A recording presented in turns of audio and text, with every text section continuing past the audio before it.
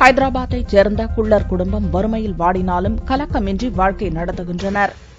ஹைதராபாத்தைச் சேர்ந்தவர் ராஜாராம் சவுகான். மரபணு குறைபாடு காரணமாக இவரது குடும்பத்தில் உள்ள அனைவரும் குள்ளமான உடலமைப்பை பெற்றுள்ளனர். சகோதரர்கள், அவர்களது மனைவியர், குழந்தைகள் என்று மொத்தம் 18 பேர் கூட்டு குடும்பமாக வசித்து வருகின்றனர். திருமணம் உள்ளிட்ட விழாக்களில் வரவேற்கும் வேலைகளை செய்து வந்த ராஜாராம் சவுகானால் இப்போது நீண்ட தூரத்துக்கு பயணிக்க முடியவில்லை. ஆனால் குடும்பத்தை காப்பாற்றுவதற்காக சொற்ப கூலி கிடைத்தாலும் உள்ளூரிலேயே கிடைத்த வேலையை செய்கிறார்.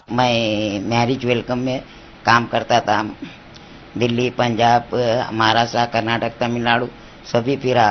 अब मेरे से नहीं हो सक रहा फिरना. अब मैं घर में बैठे हुआ हूँ.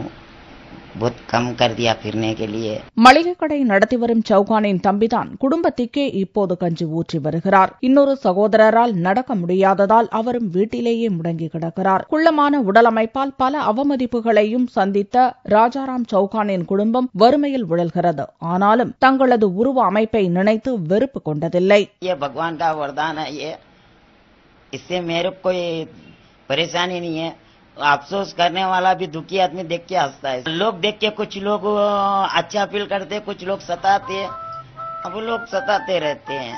இன்னல்கள் எத்தனை வந்தாலும் வாழ்க்கை போகும் பாதையில் கலக்கமின்றி நடைபோடுகிறது குள்ளர் குடும்பம். சிறு சிறு பிரச்சனைகளுக்கு துவண்டு போகும் பலருக்கும் இந்த குள்ளர் குடும்பத்தின் வாழ்க்கை நிச்சயம் தன்னம்பிக்கை தரும்.